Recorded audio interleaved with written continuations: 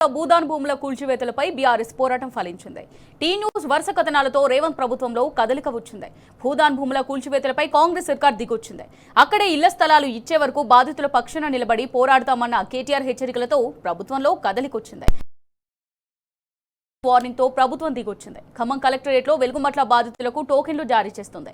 అయితే కంటితుడుపు చర్యగా 311 మందిని మాత్రమే బాధితులుగా ప్రభుత్వం గుర్తించింది. 700 ఇండ్లు కూల్చి 300 మందినే బాధితులుగా చెబుతున్నారు అధికారులు.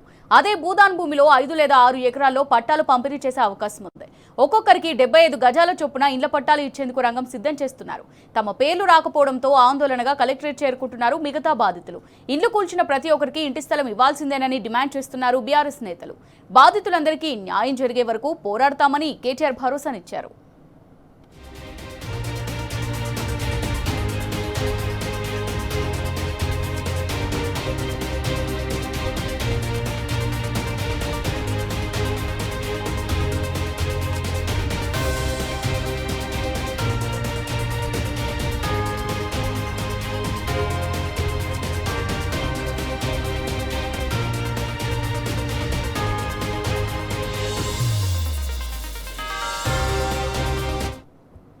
రైట్ గా దీనికి సంబంధించి మరిన్ని డీటెయిల్స్ మా రిపోర్టర్ సాంబా అందిస్తారు. సాంబా.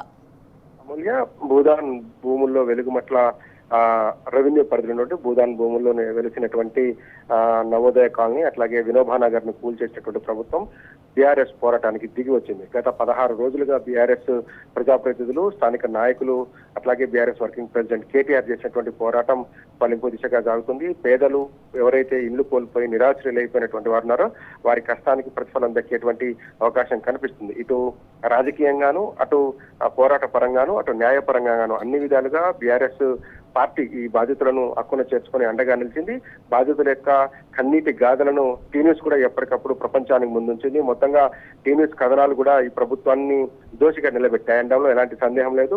ప్రభుత్వం చేసినటువంటి తప్పిదాన్ని, జరిగినటువంటి లోటుపాట్లను, అట్లాగే పేదల యొక్క కన్నీటి కష్టాలను, వాళ్ళు ఎదుర్కొన్నటువంటి ఇబ్బందులన్నింటినీ కూడా టీ న్యూస్ ఎప్పటికప్పుడు క్షణక్షణం వారి యొక్క కష్టాలను వెలుగులోకి తీసుకొచ్చింది. అట్లాగే పోలీసులు చేసినటువంటి దాష్టిక్యం కావచ్చు, రెవెన్యూ అధికారులు చేసినటువంటి దాడులు కావచ్చు, అన్నింటినీ కూడా టీ న్యూస్ కథనాలు బయటికి తీసుకొచ్చి ఎప్పటికప్పుడు ప్రపంచం ముందుంచినటువంటి నేపథ్యం ఉన్నది. ఈ నేపథ్యంలోనే గత 15-16 రోజులుగా అష్టకష్టాలకు పడుతున్నటువంటి ఈ వెలుగుమట్ల భూదాన్ భూముల నిర్వాసితులను బీఆర్ఎస్ ప్రజాప్రతినిధులు కడుపులో పెట్టుకున్నారు.